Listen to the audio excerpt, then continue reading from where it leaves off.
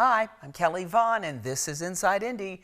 And this is Domestic Violence Awareness Month, the month of October. And we're going to celebrate, I guess that's the word we can use here, by talking to a couple of very special guests in our studio today from Sheltering Wings, which is a shelter for battered women, right?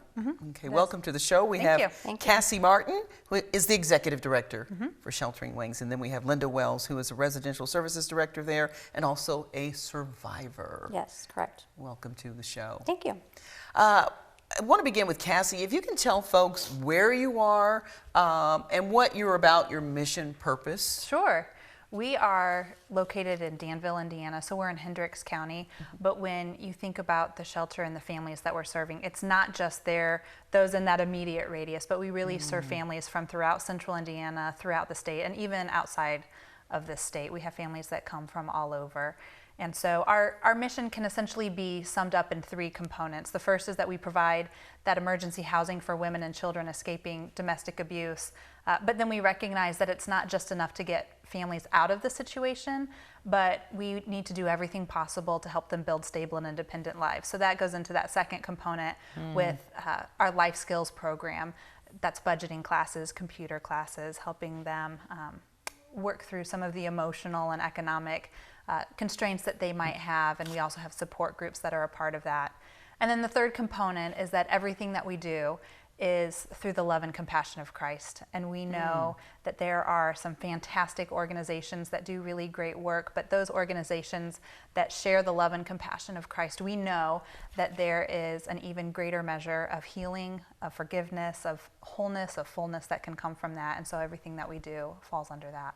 Okay. You know, and I don't know if this is the Holy Spirit speaking to me, but I was supposed to ask you this question.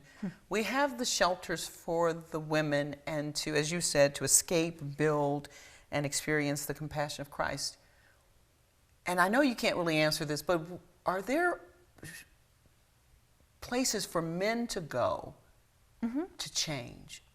There are. That's something that we talk about a lot at the shelter, and we want to be a resource for men too, because you're exactly right. There are men that experience domestic abuse as well, and so we certainly don't want to turn them away. And so while they may not stay directly at our facility, we do have the ability to make arrangements for them, and so we do provide safe housing for them. And then all of the services that are available to women and children are also available to men. Okay. And then also, if there are men who are the abusers, there are better intervention programs available to them. A lot of times, unfortunately, it's through the court system. They've already been arrested for domestic battery or something like that. But there are different organizations out there and agencies that can help those who are really wanting to make a change. Okay, and that's another show in of itself. So Sure. So I have to get somebody in from the court system and people who are involved in that what I call should be a movement. So I want to talk to Linda Wells, who is a survivor. She's also the residential services director at Sheltering Wings, to tell us your story, because you were part of their family, but you were also coming there at one point for their services, right? No, actually, my abuse happened a long time ago, back in the 80s, when there really wasn't any shelters for any victim of domestic violence. And so my story's a little different sometimes than others that I hear, because I wasn't raised in a home where there was domestic violence. Maybe some dysfunction, but not violence. And so I always say I was a product of circumstance, because trauma happened in my life. My father died when I was 14, and so that kind of set me up, if you will, for making some bad choices in high school and becoming a teen mom. And through low self-esteem, I think I became a target. And so when I was about 18, 19, I met someone who, everyone said, oh, he's so fun to be around and he's charismatic. And I thought, well, why not, And so we started to date, and he was all those things. He said all the right things to me. You don't need any other friends because I'm your best friend. And as a young girl, you're like, oh, that's so sweet, Right. So I fell right into that trap. And we ended up having a child together, and then later we got married. And then shortly after the marriage, the verbal abuse started. A lot of, you're never going to amount to anything. You're a marked woman. Who would want you? You're stupid. You dropped out of high school. I already felt that way. I already had a low self-esteem. So he just kind of built upon that. And then a little bit later, the physical abuse started. Mm-hmm. And it was, we talk a lot about walking on eggshells, and that's emotional abuse, but never knowing what mood he's going to be in when he walked through the door, or if I dressed appropriately, or if I had too much makeup on, or if food wasn't cooked just the way he wanted it, then that would give him a reason in his mind to hurt me. And when we talk about survivor mode a lot, when you're in survivor mode, you're not thinking about tomorrow. You're thinking about, how am I going to get through the day? And I remember this, and I'm ashamed to even admit it, but I wasn't a very good mother, because I can vividly remember seeing my son, who was 2, well, no, he wasn't even 2 yet, walking across the living room, diaper hanging down, and I didn't care. It was like, I got to make sure I'm ready for when he walks through the door, and so just that constant being in fear of the unknown, what's going to happen. And also thinking that you're alone, that no one else is going through this. Mm-hmm. And so, I kind of fell into that trap too of, he was friends with my family, and I didn't really have the support there that I probably could have, just because he was so charismatic and friendly, and they didn't know any different. And so it kind of escalated to the point where, I was preparing to go to battle when he would come home, which isn't a safe thing to do. And I always tell the women, I don't recommend that, because to have that mindset that somebody's going to die and it's not going to be me, and so. Honestly, that's how they think. It is. That's how men think. Mm-hmm. But go ahead. Yeah. Yeah. And so anyways, but then the unthinkable happened, because in my mind I thought, well, he's only hurt me. He's not going to hurt the kids. And one day I was wrong. I went to work. I came home. He was passed out in the chair, and I heard my 4-year-old daughter crying, and I go to see what's wrong, and he had beaten her with a belt buckle. And so to my knowledge, that was the first and the last time that he ever did something like that, because immediately I had her removed from the home, but unfortunately I lost custody of her because of that, and I never got her back, and part of that was my fault, because I didn't have it in here to fight for her, because I felt like she was better off without me, and all of that. And so, but I got out of that situation shortly after that, and but it didn't really stop there, because physical abuse, and there's a whole lot more to this story, trust me, but the physical abuse, those wounds heal, unless obviously it's a horrific abuse, but it's the emotional scars that you really don't ever get over. And so for me, unfortunately, I attempted suicide several times, because I felt like, my kids are better off without me, I'm worthless, I'm all those things that I was told that I was, and everybody would just be better off without me. And then, I had decided to go to cosmetology school, and I did that, and I loved it. I absolutely loved it. But you still hear those voices inside telling you that you're not worthy, that you're not good enough, that you're stupid, that and you're never going to amount to anything. And I actually graduated, was able to do that, and then I made a lot of bad choices. Alcohol and drugs was part of it, because you don't want to remember the things that you went through, and you try to escape the reality of your life. And so, not justifying it by any means, but that's what I did. And that sounds like kind of like you snuffing out the pain too. Yeah, exactly. And you're just creating another problem on top of a problem. But and then that just added to the depression and anxiety and all of that. And so the last time I attempted suicide, I woke up and I looked around the room in the hospital and I thought, I can't even kill myself right. That's how I felt. You know, what a joke you are. You can't even end your life right, you know, and not knowing that God had a purpose and plan for my life. And so I wasn't raised in church. I knew about God.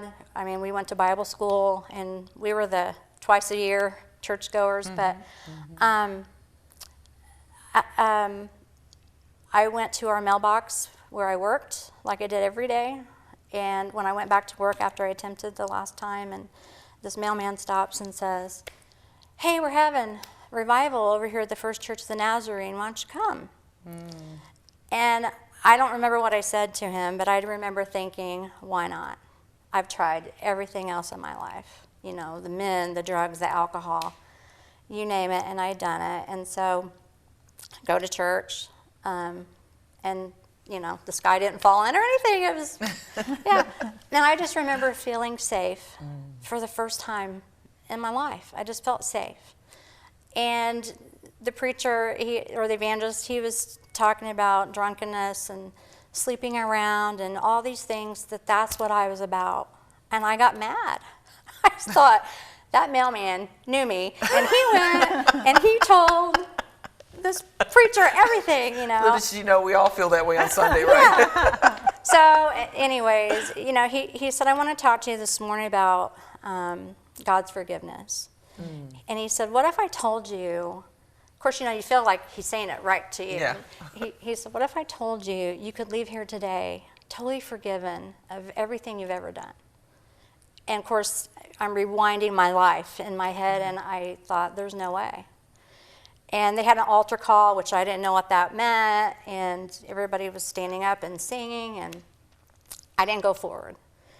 And I just remember looking at the pew, and my knuckles were white because I was hanging on for dear life. And because I was embarrassed. I didn't want to go forward. I didn't know how to pray or any of that. And so, but I decided to go back to church that night. Okay, good. And I did, and he starts preaching on the same thing. And I'm like, this guy does not give up on the drunkenness and the sleeping around. And so, but then he said, and this is what got me, he said, you know, this morning we talked about God's forgiveness. Tonight I want to talk to you about your Father's love. And he said, I want you to picture your daddy. And I forgot to mention this, but my father died when I was 14. And so, anyways, I was thinking of my dad, you know. And he's like, and he's a big daddy. And then I realized he was talking about God. And his arms are wide open, and he's saying, just come to me as you are. Let me wrap my arms around you and love you for who you are. You're making me cry. It gets me every time because... So I said, okay. You said okay. I literally ran to the altar, poured myself over, and I said, God, take me because I hate me. And he did. We're going to take a break from crying. I'm sorry, I tried not to. She's got me crying. When we come back, we'll talk more about God opening his arms up and welcoming his daughter home, and the Sheltering Wings Center when we come back. We'll be back after this.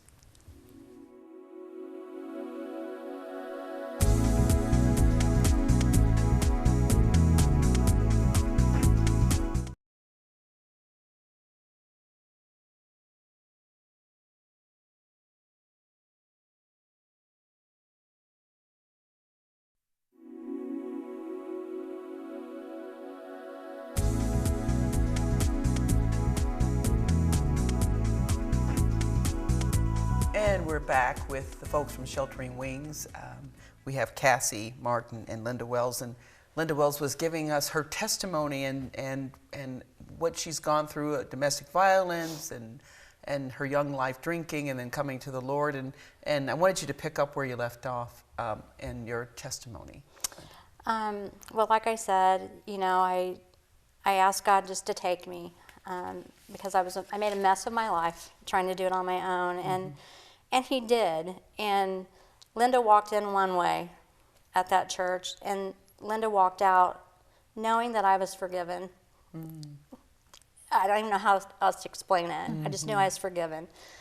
That was the easy part. The hard part was learning to forgive myself, which took years. But I have to share that because God transformed my life. I was the willing participant, but He changed my life, and He brought people into my life that kind of took me under their wings, and the church, did that, and they just they didn't leave me at the altar, and they helped mold me and make me, and that was my prayer. And like, Lord, make me and mold me into the woman and the mother that you called me to be.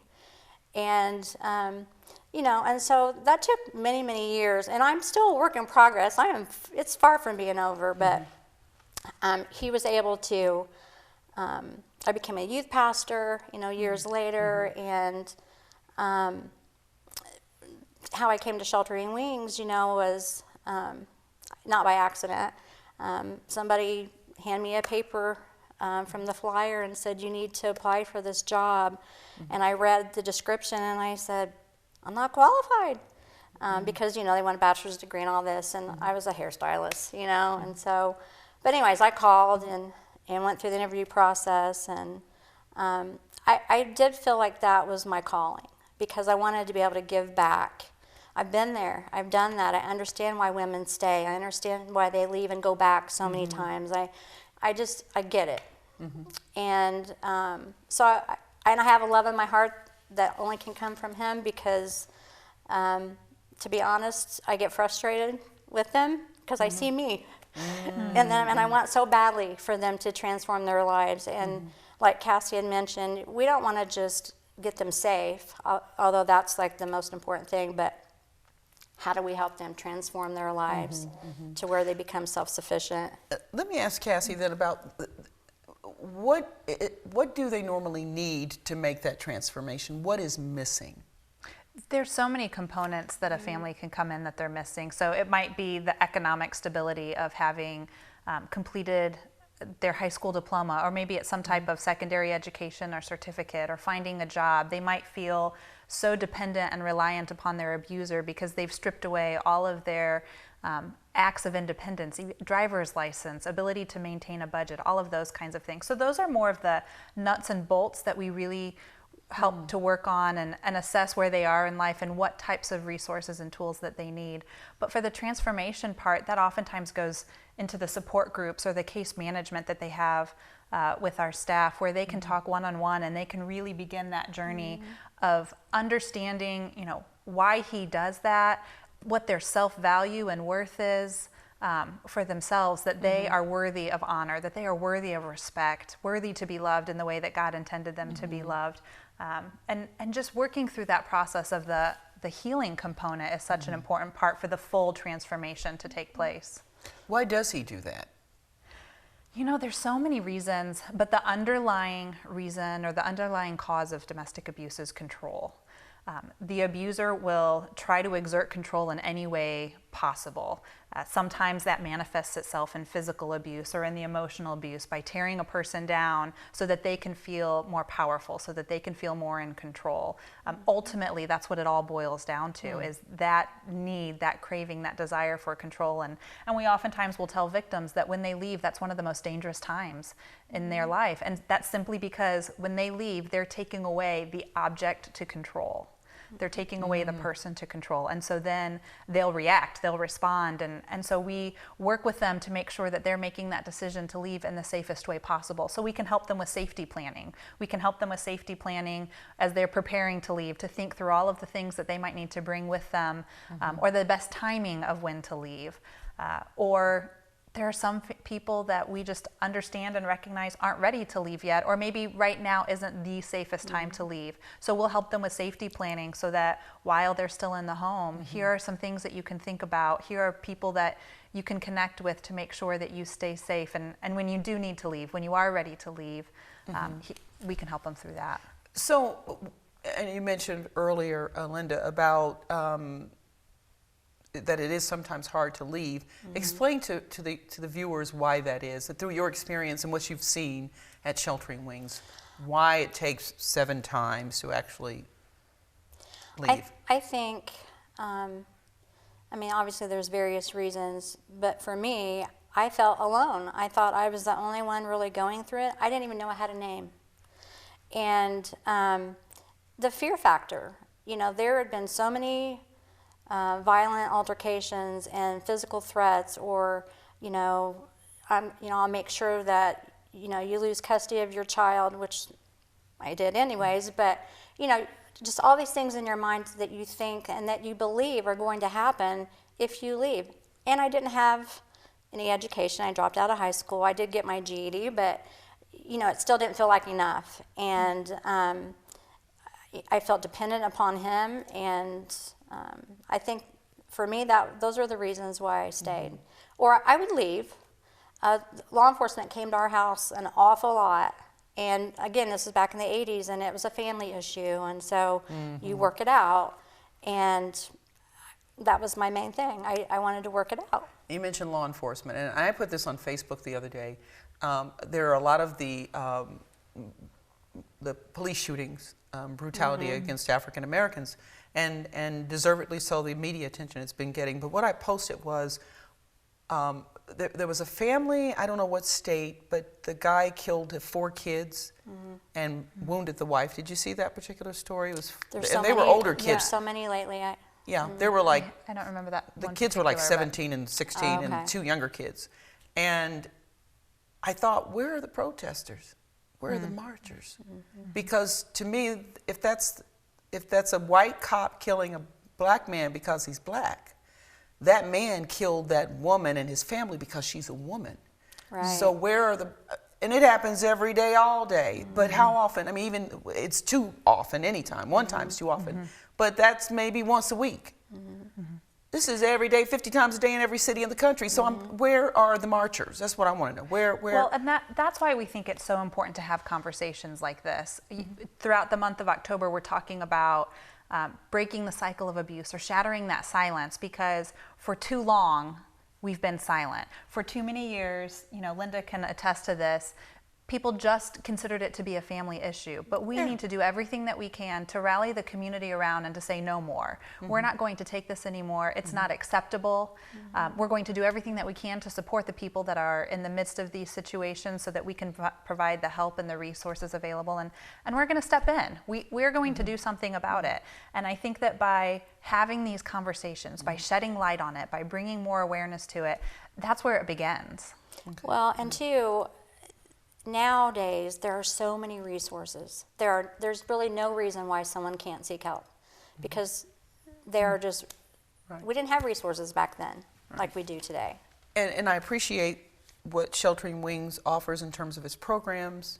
And I also think we need programs for these people who do this. It seems like, sometimes it seems like we're working to help the victims, but almost feels like the victim is, like, not that it's our fault, but we're responsible to fix it. Right. And to me, it's the men who do it who are responsible. Right. And if the audience doesn't like that I say this, so be it. And I think it's the responsibility of good men to hold the bad men responsible, because oftentimes, let's be real, men don't always listen to us. I say it goes back to the Garden of Eden, you know, when Thanks a lot, Eve. Thanks a lot, Eve. I'll never listen to her again. I got it. So you're not going to listen to me, but you'll listen to another man. So it's the good men's responsibility to hold the bad men accountable. Right. And they need to get in on the fight, and they need to be leading the marches, just as the black men and the families get angry when a white cop kills the black man, because it's for that reason that that person is targeting that individual. We've got 1 minute left, and I'm going to give the floor to Cassie. Well, I just want to say, we need to be willing to get into the mess of people's lives with one another, and to hold one another accountable, and to support and encourage one another, whatever the case may be. And so, you know, for Domestic Violence Awareness Month, October 25th, we have a community forum. It's called Community Conversations, Shatter the Silence with Angela Kane. And that's a great place for it to start for a person. If somebody is sitting there thinking this issue is so big, it's beyond me, there's nothing really that I can do, I'm just one person, that's a good place to come and to learn more about it, and start that conversation. And your website, Cassie? Shelteringwings.org. Okay, you can find out about that and so much more, and the shelter itself. And to donate, we want you to give to Sheltering Wings. You can do that as well. Cassie and Linda, thanks so much for joining us. Thank you for having us. On Inside Indy, I'm your host, Kelly Vaughn. We'll see you next time. Bye-bye.